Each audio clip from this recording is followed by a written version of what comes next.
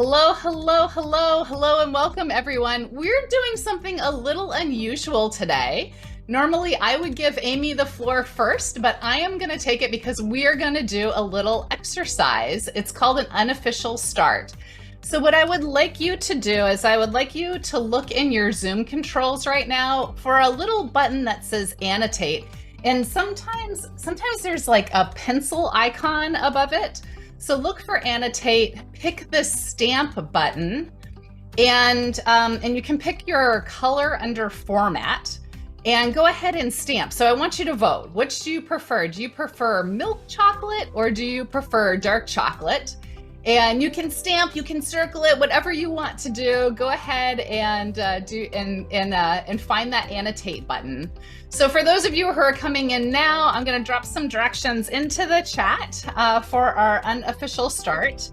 And I'd like you to go ahead and play with this a little bit. Find your annotate button in Zoom and vote with the stamp. So find annotate, click stamp, or I see some of you are drawing, which is perfectly great too. And vote for your favorite. Now, if you want to change the color of your stamp, you can pick format and then you can go ahead and change the color.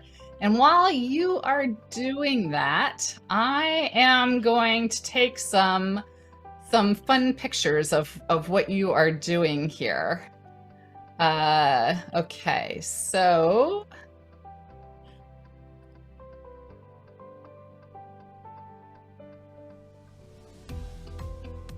all right, let's move to the next slide. And oh, it would help if I cleared all the drawings. Okay, so let's try this again.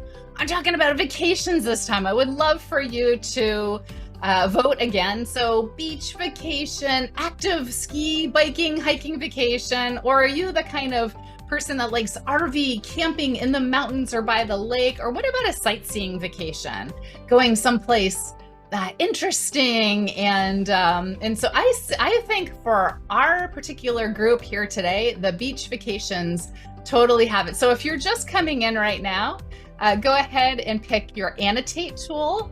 Select stamp. If you want to change your stamp color, you can select format.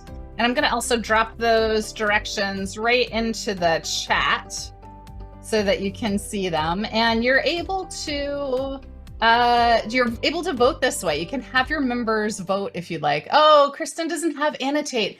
That is a huge drag. So for some folks, unfortunately, yeah, okay, I can see Ellen as well.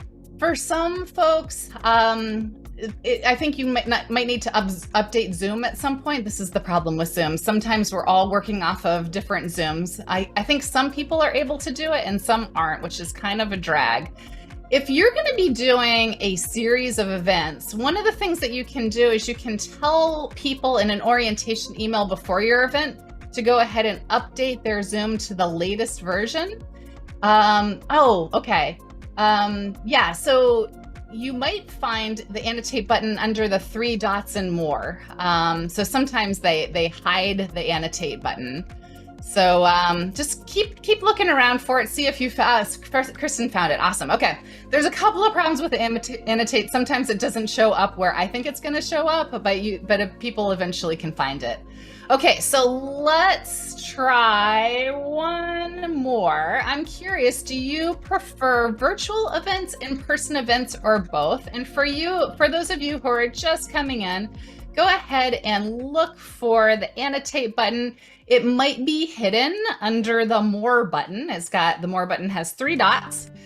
So look for your annotate button, pick the stamp, pick color, and go ahead and vote.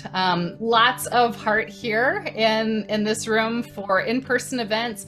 Some people are saying virtual, some people are saying both, which is a really nice mix. So we are participating right now with an activity called an unofficial start. And I'm very curious to hear a little question for you all in the chat. Let me go ahead and drop this question into the chat. So, are you finding that this unofficial start activity is a little fun, a little unexpected? How are you feeling right now? Go ahead and add your ideas to the chat. I think maybe some people might be feeling a little bit frustrated because it's hard to find annotate. So yes, that is one of the things about Zoom. So I like it fun, unexpected, but enjoying it. So I love to run these unofficial start activities at every single event that I possibly can. And there's a lot of reasons why. One is it rewards the early birds. So we had about 30 people in here about 5 minutes before the start. And so it's fun for the early birds to get something to do. And you also have latecomers. So if you do enough of these early, unofficial starts, the latecomers will start to become your early birds. Unofficial start activities grab people's attention. It's something new and it's something unexpected. There's so many different activities that you can try with an unofficial start. Unofficial starts also set the tone for the event. So you can pick things. If you're going to be talking about something serious, you can start to talk about it during your unofficial start. If you want people to be highly participatory, you can do something where they participate. If you want people to be super creative, you can try an event that's super creative. So these unofficial start activities set the tone for the event, and they prime for participation. Now, priming for participation is today's topic. We're going to be talking about a bunch of strategies and tools that prime members to participate. I have stolen this idea from a friend of mine. His name is Mark Collard. And I like to say steal, but it's totally fine that I'm stealing this idea from him. And Mark has a database called Playmio, and it's a database of event activities, energizers, icebreakers. Feel free to check out Playmio and sign up for his event. Sign up for his newsletter because it's a good one. He's got a lot of free ideas in there that he talks about every single week for hosting really engaging in-person and online meetings. Now, I'm gonna take a little pause here, and I'm going to hand the reins back to Amy from GrowthZone for our official start. So go ahead, Amy. Thank you, Amanda. Yeah, we are doing things a little backwards here today, aren't we? But we'll roll with it. I'm good. I like that you're getting us to participate. That's the whole point of the webinar, like you said. So welcome, everyone, to our GrowthZone sponsored webinar today, priming your members for participation with Amanda Lea Kaiser. GrowthZone Association Management Software helps over 4,000 member-based organizations grow and retain membership, generate revenue, engage and communicate with members and prospects, and streamline their day-to-day operations. We're here to make things easier for all of you. If you're not familiar with the GrowthZone software, please go to our homepage, growthzone.com, and request a one-to-one demo. But now we're going to get on to the meat of the webinar with Amanda. Have you ever hosted events where participation was low? Do you wish you could get the conversational ball rolling in your online community? Have you wondered how to help members break out of their shells like Amanda just did for all of us? Today, we'll answer those questions with keynote speaker and author Amanda Lea Kaiser. We'll dive deep into how to prime your members and attendees for participation. Participation is critical because this kind of engagement prepares members for later engagement stages. Amanda's going to share insights from chapter 3 of her new book, Elevating Engagement: Uncommon Strategies for Creating a Thriving Member Community. This is not your grandmother's webinar because for the next hour, you get to participate, experiment, and play with these techniques. So stretch your typing fingers and let's dive in. Take it away, Amanda. All right. Thanks so much, Amy. Hello again.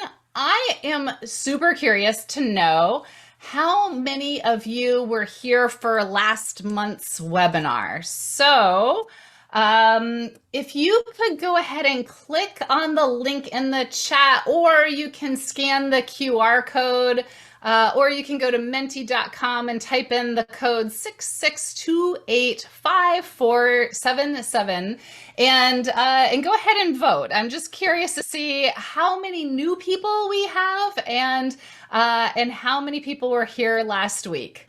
So I'm going to give you a second to go ahead and click on the link. And oh, thank you so much, Nancy. I really appreciate that. And then some folks are typing into the chat, and that is totally fine as well.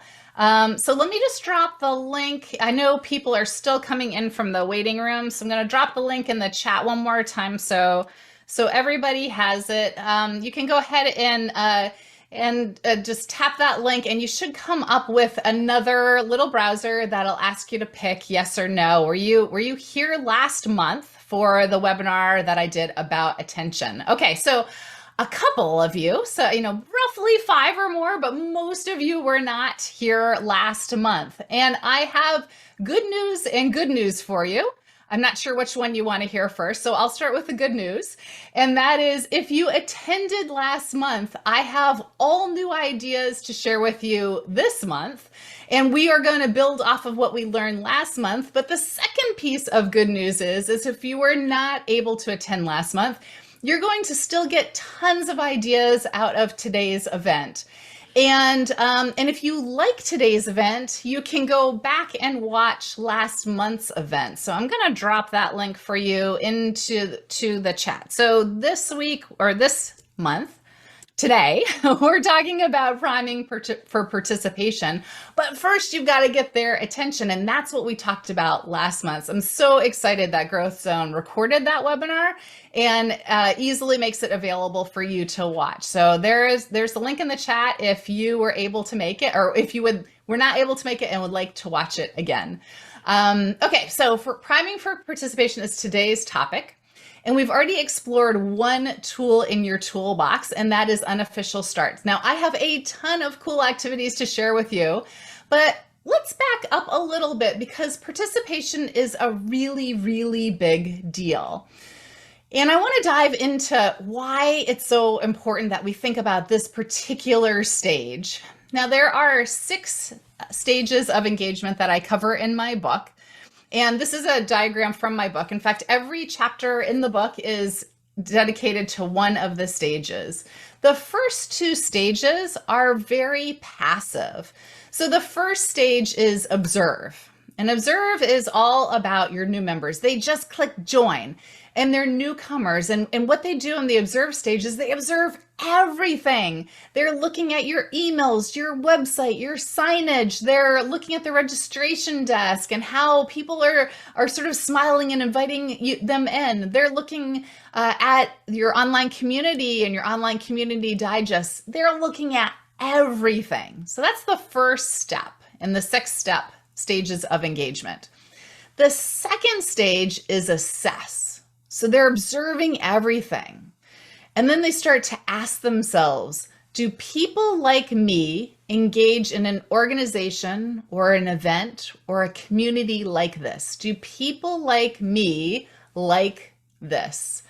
And they take everything that they've observed, so your signage and your website and your emails, and then they start layering that bit of judgment on top of it, where they say, okay, do people like me join organizations like this? Do people like me go to events like this? And if the answer is yes, people like me engage, they will move on to the participate stage.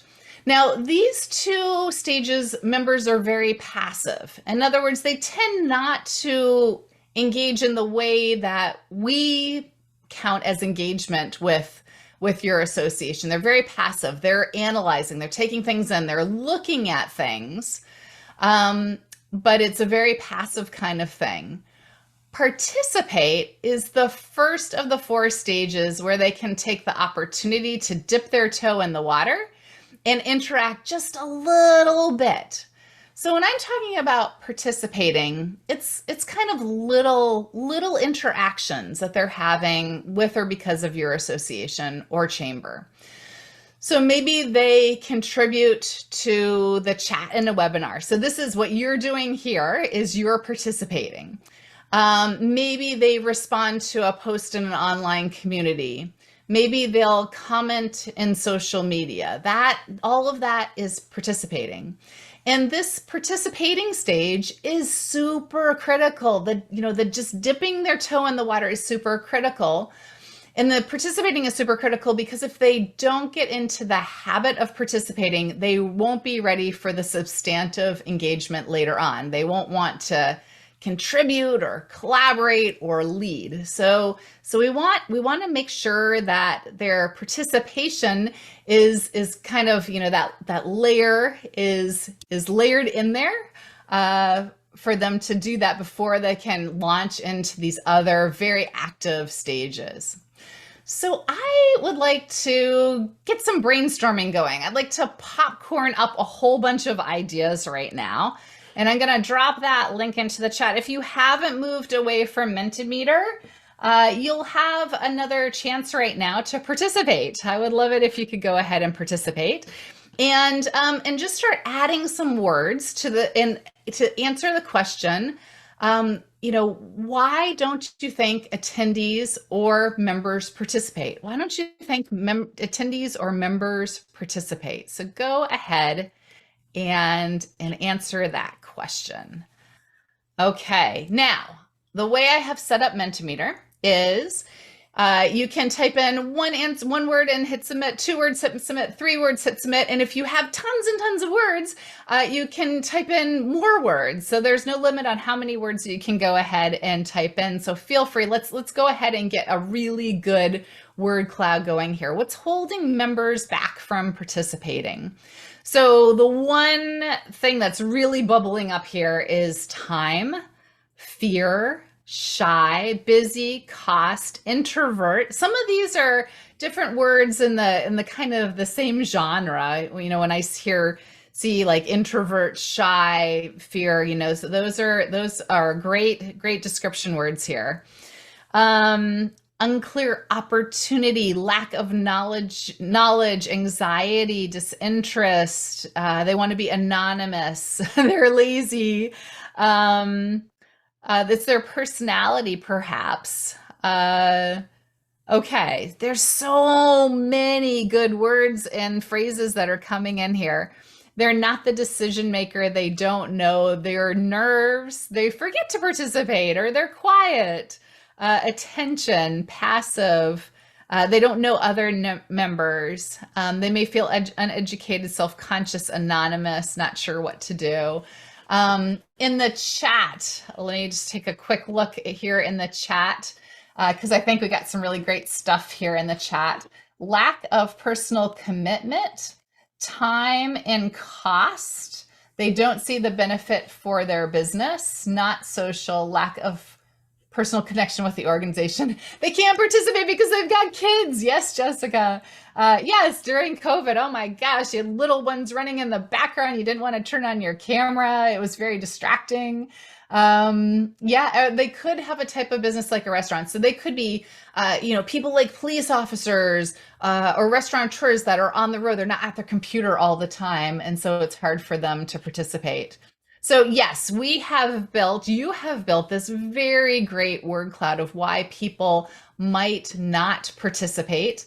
And let's dive into this a little bit. What I would like you to do is grab some paper, grab a pencil, grab a pen, and go into the word cloud and pull out 1, 2, 3 words or phrases that speak to you the most right now. What do you think for your particular members? What are 1, 2, or 3 words or phrases from the word cloud that really speak to you? And I'd like you to go ahead and write them down. And I'm gonna do the same thing.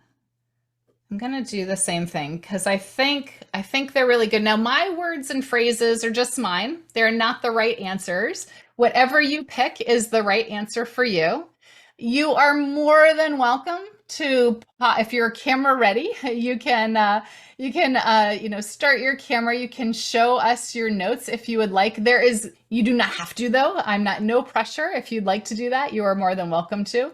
You're more than welcome to type your 3 words into the chat if that's better for you. You don't have to do that either. Just write down your 3 words that speak to you the most, the words that you're thinking that your members, your chapter members, your chamber members, your association members, why they might not want to participate. Let's see. Liz says time, awareness, value, too busy, overwhelmed, uninterested. A lot of people are typing in busy, time. Yes, absolutely. So what I want you to do right now is I want you to go ahead and pick 1 word from your 3-word list, and we're going to re-engineer that idea. So if you pick 1 word from your 3-word list, circle it, and we're going to re-engineer that idea. And let me show you how that's going to be done. So let's say, hypothetically, that the word you picked was wrong, fear of being wrong. Members and attendees don't participate because they're afraid of being wrong. To reverse engineer that idea, you can make it safe to be wrong.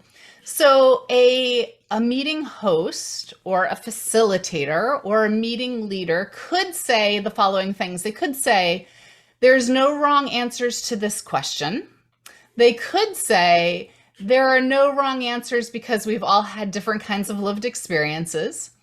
Or they could say, it's okay to be wrong because we value risk takers in this community. Now I'm going to go ahead and drop that example into the chat just so you can see how I formatted it. Your instructions now are to pick a word and reverse engineer a solution to that participation barrier. And I want you to type your word into the chat. And then I want you to type your answer into the chat, but I do not want you to hit return or send. So just type your answer into the chat, and I'm going to give you 2 minutes and some thinking music to go ahead and do that. So you can think deeply and write out as much detailed instructions for other people as you wish. Okay, so if you have any questions about what this exercise is, drop them into the chat. But right now what I'm going to do is I want you to pick your word, reverse engineer it, write your word that you picked and your solution into the chat.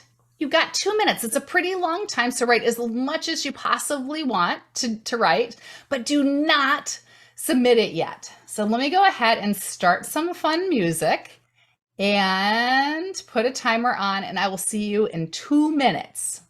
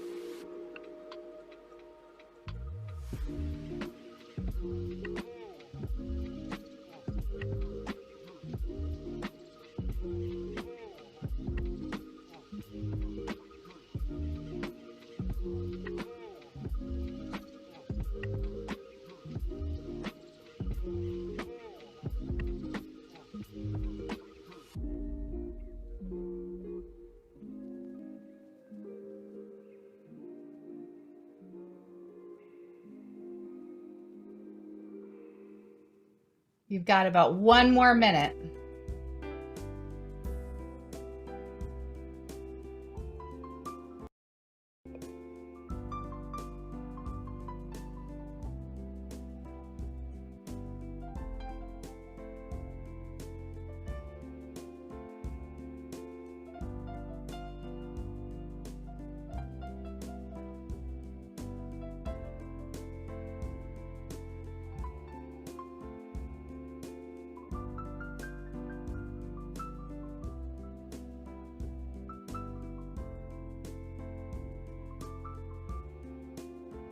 15 seconds.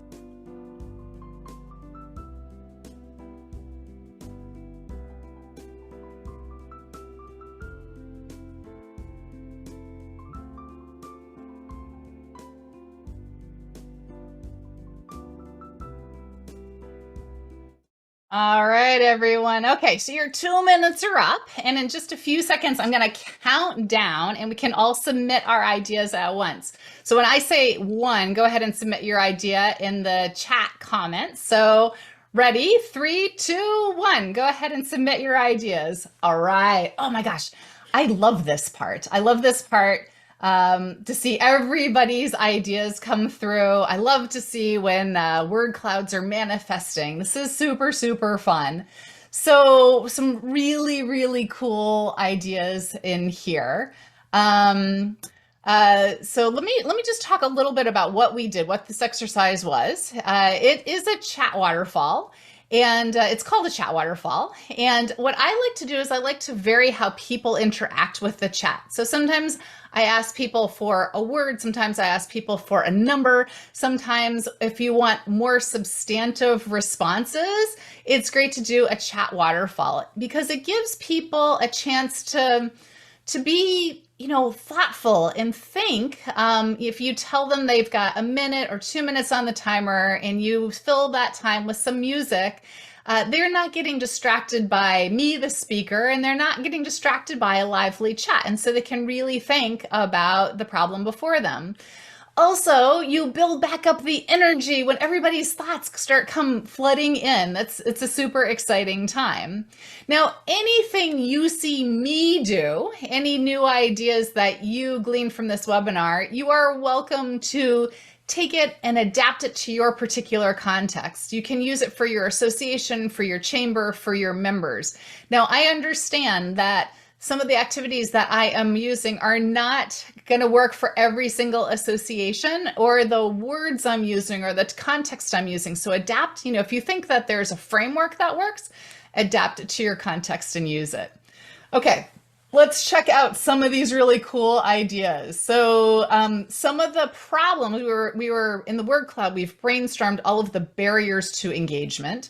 And so Jasmine says time. One of the solutions would be is you don't have to stay for the whole 2-hour event. Drop by for a quick 30 seconds. Let's see. Oh, Ashley, I'm so glad, Ashley, that you talked about the kids issue. So that came up in the chat and a couple of people, kind of +1 that idea. So a barrier for participation can be kids, little kids especially. And Ashley says, being part of a chamber will give you resources that will help you build generational wealth for your kids. Interesting. Our children often push us to reach our goals. So that's really fascinating. I think Ashley did the reverse, which I love. Angel says, cost. Create a payment plan for those who struggle to pay their dues. Shirley says, introverted. Okay, so if you've got people who don't want to participate because they're introverted, attending chamber events is one of the best things to do to overcome your fear of socializing. The organization and the people in it are welcoming and non-judgmental, and we want you to have your business and succeed and excel. Okay, I love this. There are so many wonderful ideas here, and I do not have time to read them all, but feel free, scroll up, scroll down, read some of these ideas. And what I am going to do for you is we're going to save this chat down, and I'm going to strip all of your names out of the chat, and we'll provide these solutions back to you so that you can see them later on. We'll try to email you sometime next week. Okay, so there are so many barriers to participation, and you've mentioned many of them. I'm still got the word cloud open in front of me, and I'm seeing things like busy, shy, fear, cost, lack of onboarding. They don't know how to participate. There's anxiety. They're uninterested. They don't know others. There's so many reasons why people don't participate. And you came up with a ton of lovely ideas. Remember, I'm going to get those ideas right back out to you. And I want to keep talking about some more ideas for countering all of these barriers. So let's go ahead and talk about or rehash the first one. So the first idea for you, and this is directly from my book, the chapter on participation, is to welcome your early birds. And the very first activity we did was an unofficial start. Now, I know some of you were not here for the unofficial start. So an unofficial start usually begins, it can begin anywhere from 10 minutes to 5 minutes. We started our unofficial start 3 minutes before the official start time, because there's always early birds. Now, I'm going to estimate that in your membership, there are people that come to your virtual meetings and your in-person meetings, and there's always maybe 5, 10, 20% of your attendees are early birds. And so they're coming early, and some of them are coming a half an hour early and 15 minutes early and 10 minutes early. And what I love to do is open the doors for an unofficial start. It can be if you've got a small group, it can be very casual. Let everybody in from the waiting room, or we let everybody in from the hallway, and we just have a conversation. With more and more attendees, if you have, 15, 20, 30, 100 attendees that are coming in for your unofficial start, you want to do something more structured. And so what I did is I used the annotate tool within Zoom, and we voted on kind of silly things like, dark chocolate, milk chocolate, things where there are no wrong answers, things that get people primed to participate, activities where you can set the tone for your meeting later on. Another kind of tangential way to do this is with icebreakers. If you don't have time for an unofficial start with an icebreaker. Icebreakers can do all of those things. And icebreakers, also can help you set the tone, prime for participation, all of that good stuff. Okay, so unofficial start is a great tool to add to your toolbox. Another tool to add to your toolbox is to try progressive participation. Now we are going to try progressive participation right now.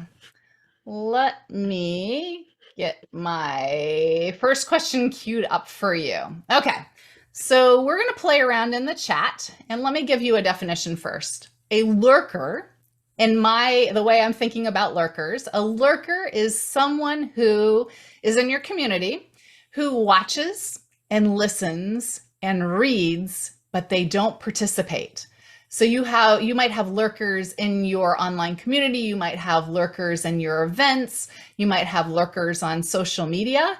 And my first question for you is, do you ever have lurkers in your events or in your particular community? So I'd like you to answer with a yes, no, or even just put a Y or an N in the chat. So I'm seeing lots of yeses and a few no's, mostly yeses. Let me run. Ellen says, heck yes, we've got lurkers, yes.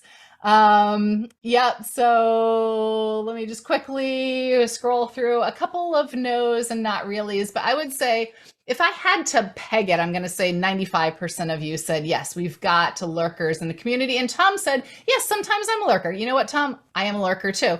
I want to get the lay of the land before I participate. Absolutely. Yeah, okay. So another question for you. And now I want to pull back out of your particular organization and away from your particular members. And my question is, if you think about all of the virtual events going on out there, there's probably another 1,000 going on right this very second.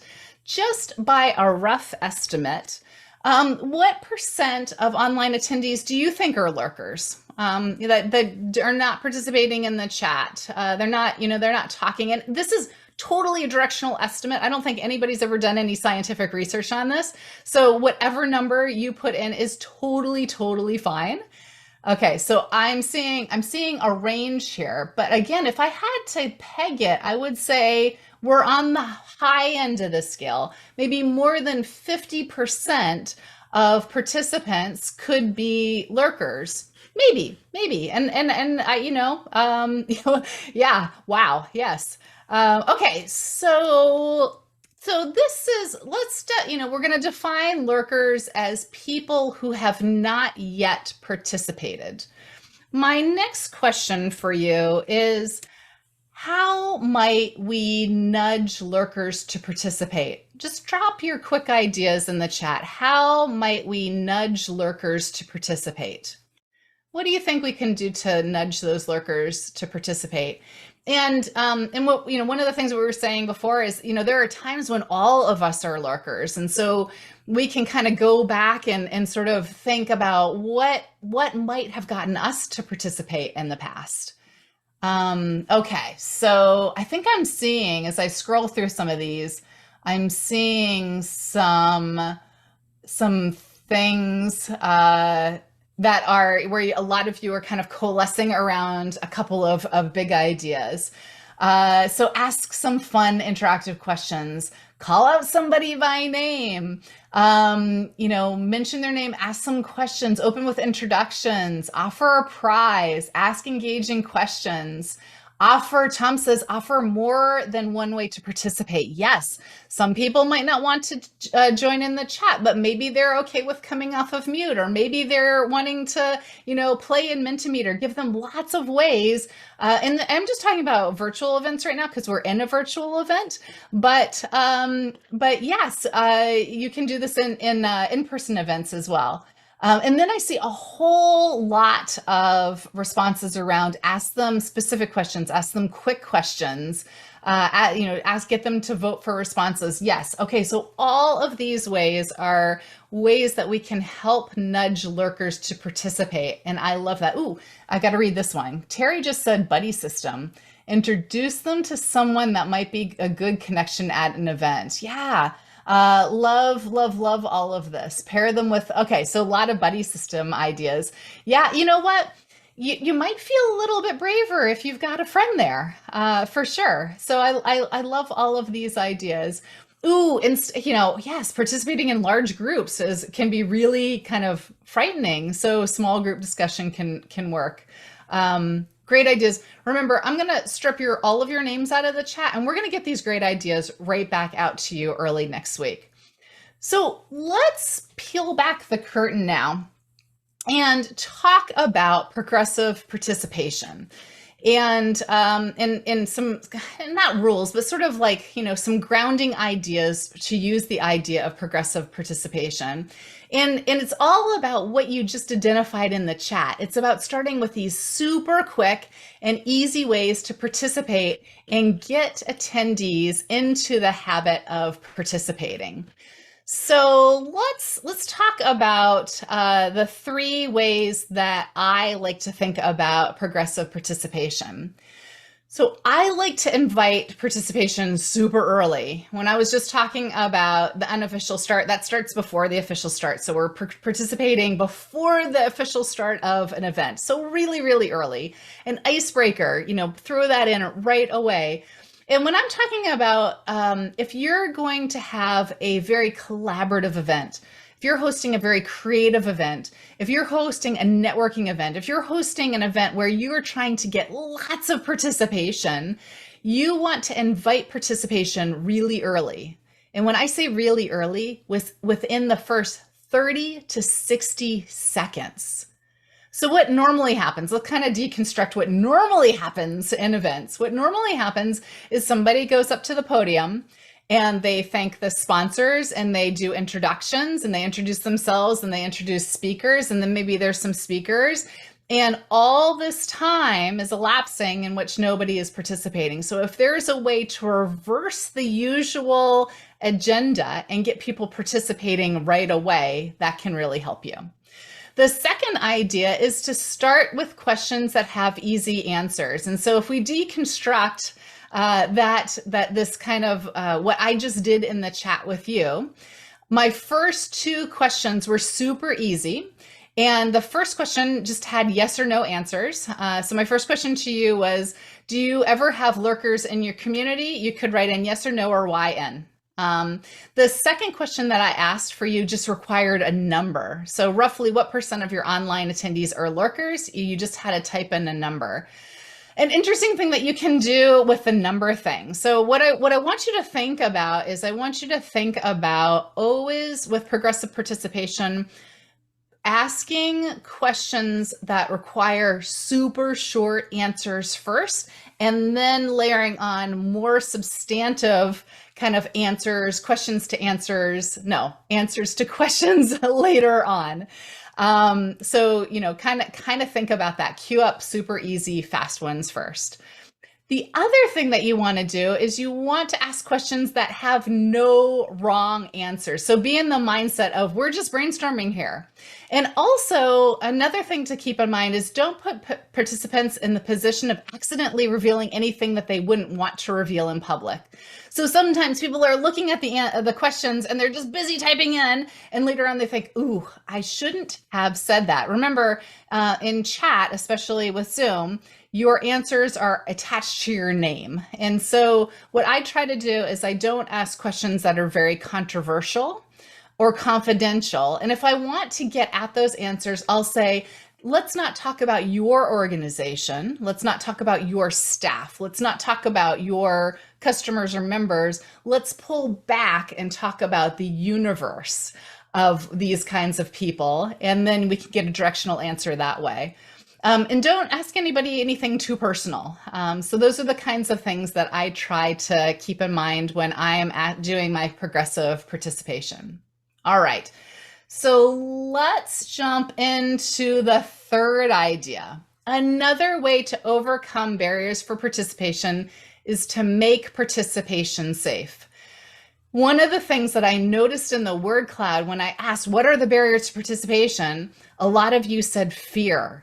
A lot of you said shy, introvert, awkward, alone, like all of those things kind of get to this idea that sometimes participation doesn't feel safe. People don't participate because they're afraid. Now, we tend not to think about this a lot in our professional communities, but it's very, very true. So I want you to think about all of the ways in which fear starts popping up in your community, right? People networking, when I ask that question, do you like networking? Most people say, no, I really don't like it. I have to do it, but I really don't like it. And it gets to some fear. And I want you to think about another place where this pops up. I want you to think about, if you're having a big meeting, a big event where there's a speaker, sometimes the speaker will say, are there any questions? Raise your hand. So I want you to think about an in-person meeting where people have the ability to ask questions by raising their hands or maybe coming to a microphone that's in the aisle. And how that feels when you're in a room full of 40 people. How many people have a question versus how many people ask their question? It's a very small amount. Now, let's say you've got an audience of 100 people, a lot less are going to stand up and ask their question. And if you think about an audience of 500 or 1,000 people, almost nobody will stand up and ask their question. Participating is scary. So let's talk about how to make participation safe. Okay, so one of the ways we can do this is to have ground rules or a code of conduct. But one of the things that I've been playing around with a lot is the idea of reverse ground rules. Reverse ground rules. So let me share an idea around reverse ground rules. So back in the deep, dark days of COVID, I hosted something called the Virtual Networking Incubator with my partners at Matchbox Virtual Media. The CEO of Matchbox Virtual Media is named Ariana, and Ariana and I spent many, many hours planning the Virtual Networking Incubator. And in the early days of planning, when we knew we were going to get a really large crowd, we had 150 people sort of raise their hand to say, yes, I want to participate in this. And so we had quite a large group.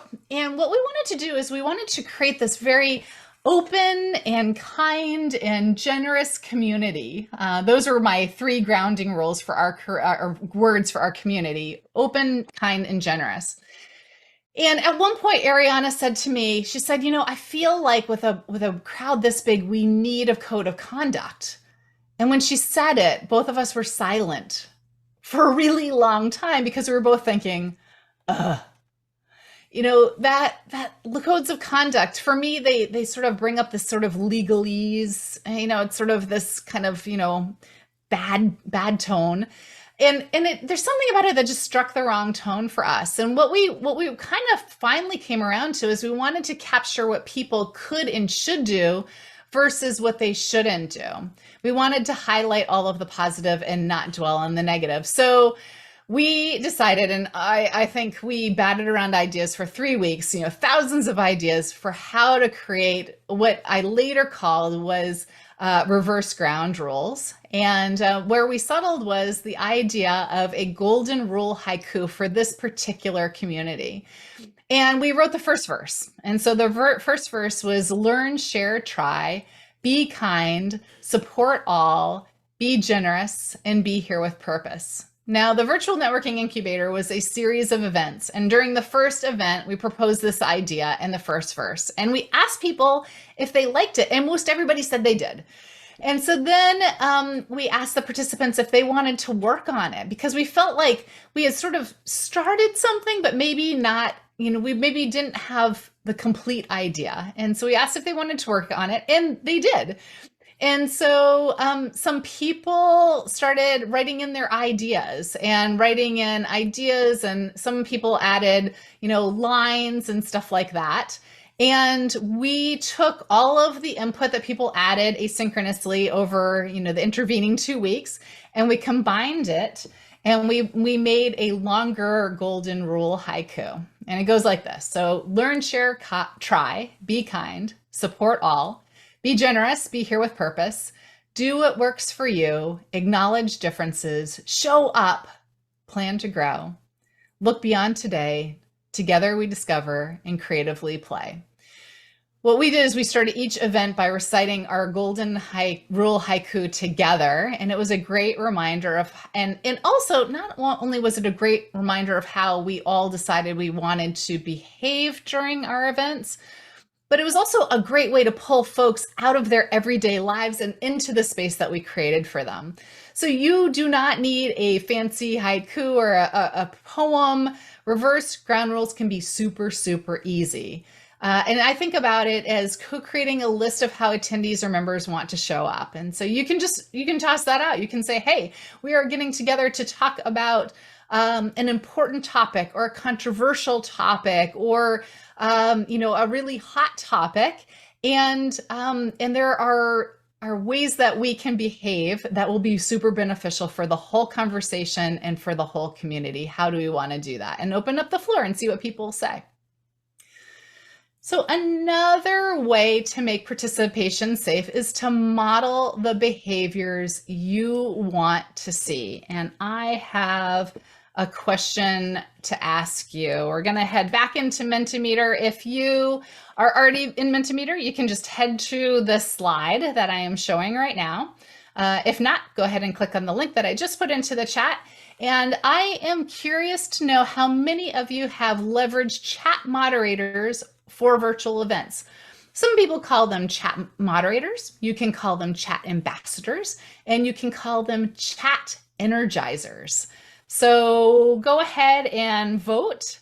And I am very curious to see where you land. And I think you can pick two ideas. So you can say no, and you can also say not yet, but I'd like to. Or you can pick one idea.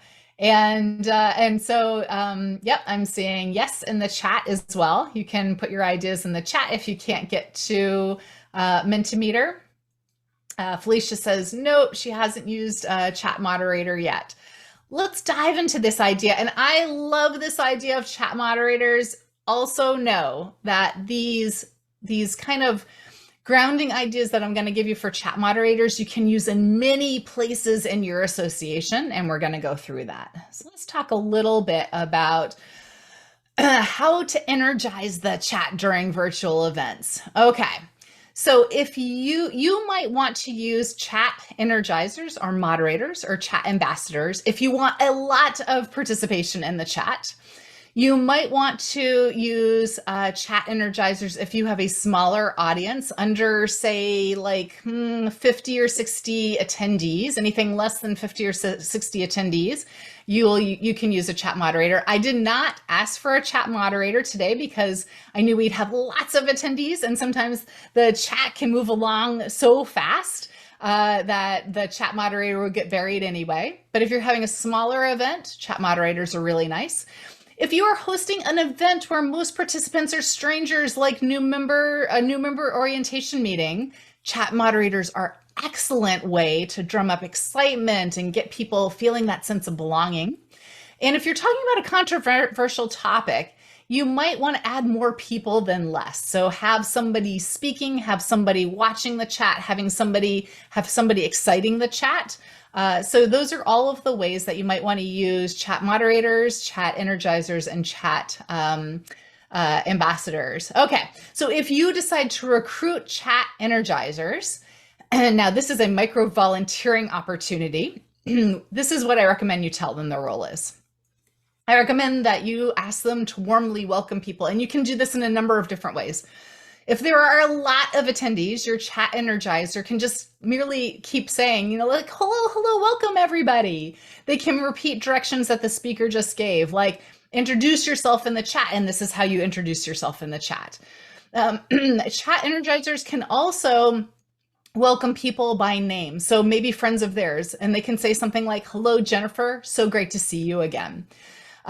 They can also say hello to people they don't know. And this is wonderful for new members and first-time attendees.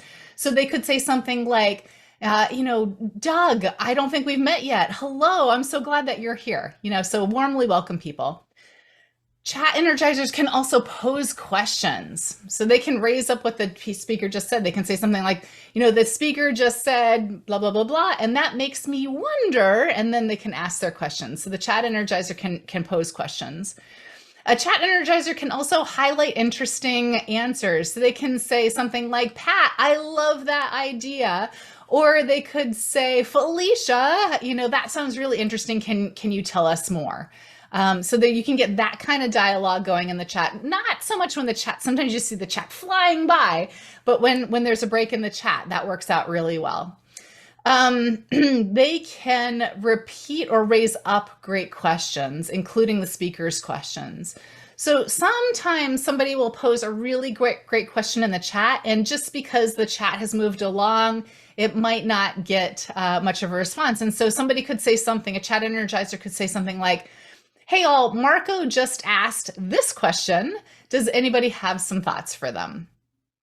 Now, depending on the tone of your event, you can also tell your ambassador, moderator, energizer to feel free to splash in some upbeat messaging and a dash of emoji if that is their style. So you can do some really fun things in the chat.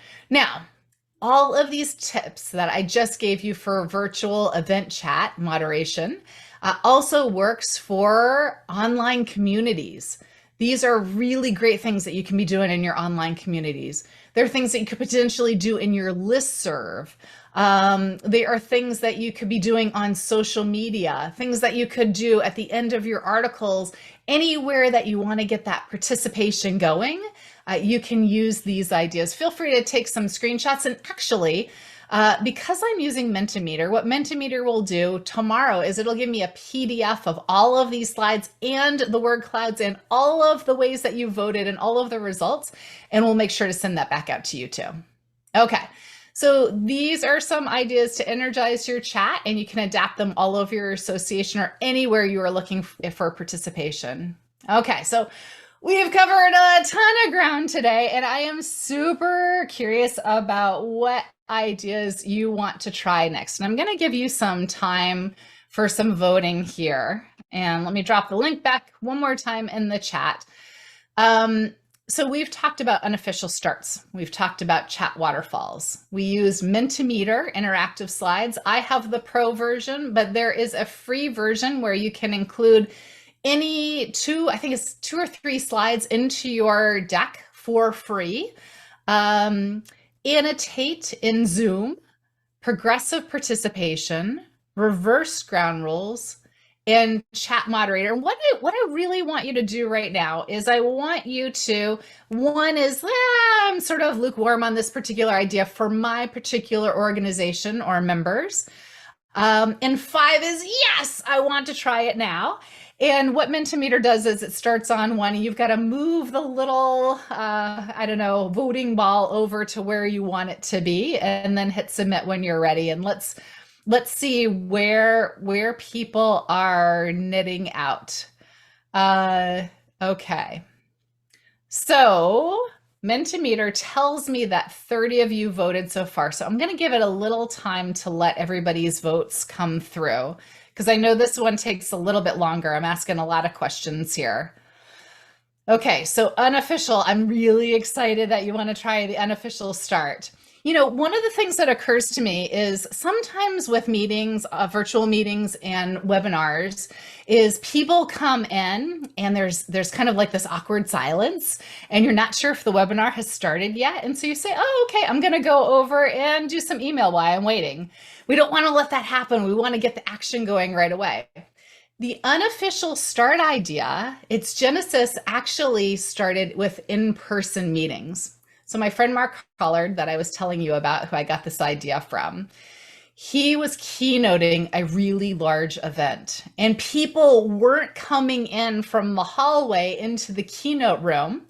And so he decided to start this activity. You know, the organizers were panicking. The person who was supposed to introduce him panicked. And he said, no worries, I've got this activity let's try this activity and see if people want to play along.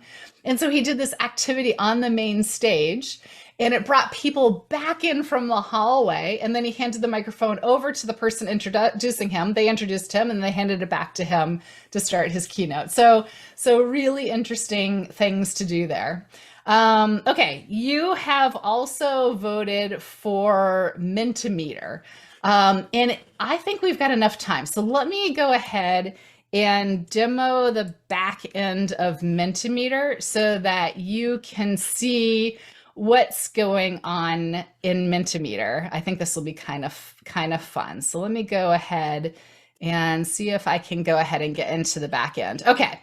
So let me show you what's going on here in Mentimeter.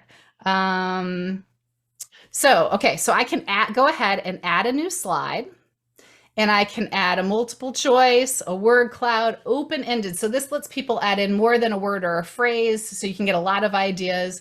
There's skills, which we were just doing. Word cloud we did earlier. We did a multiple choice earlier where I asked you to vote yes or no, and all the dots came in. So you can format the word cloud, the multiple choice in many different ways. You can have people do rankings. It's all super cool. We're going to do another word cloud, and all you have to do is you just type in your question. Actually, let me go ahead and make sure that I got the right question for you. And you can go ahead and type in your question into Mentimeter. And I like to enable more than multiple solutions. And I like to always show the QR code. And then you can go ahead and hit present. There we go. Now, theoretically, I've never actually stopped a presentation mid-presentation to add another slide, but it looks like it's working. So you can go ahead and jump back into Mentimeter and tell me how you're feeling, or tell me how you're feeling in the chat, because we just had an hour of pretty intense participating, collaborating, and co-creating. And so I'm seeing your words come through: excited, energized, smarter, enlightened, knowledgeable, pumped, yay, pumped, I love it, hopeful, awesome. Okay, so you can keep adding your ideas. I'm super excited to see all of these. Doug says amused. Good, I'm glad. The idea, Doug, was for this to be really lighthearted exploration of a whole bunch of activities and tools. And I hope that you find something here that you can bring back to your own members. Okay, so I want you to know that there are hundreds of more ideas like the ones that we've been exploring in my new book, Elevating Engagement. If you would like to check it out, it is available on Amazon. Jenna just asked, will we have access to this presentation? Yes, in a number of ways. We will mail out the anonymous, I'm going to strip your names out of the chat. You're going to get that. I can also give you the results from the slides. And I know that the awesome folks at GrowthZone are recording this, and you're going to have access to this in the online, in their online library. Okay. If you want hundreds more of ideas, you can grab my book on Amazon. I also host a newsletter weekly. I write a weekly newsletter where I drop in the very latest engagement ideas into that newsletter, and I send it out to you all. So yes. So you can get lots more ideas. We'll send all this information out to you. More ideas in my book, more ideas in my newsletter. I want to thank Amy and GrowthZone for giving me the opportunity to share these strategies with you. And I want to thank all of you for collaborating with me. I really loved co-creating with you, experimenting and playing with all of these ideas. So with that, I'm going to hand it back to Amy. Thank you so much. Thank you, Amanda, for sharing so much wisdom in just 1 hour. I feel like I could have been a bit better as a chat energizer. I love that term. I'm going to add that to my resume.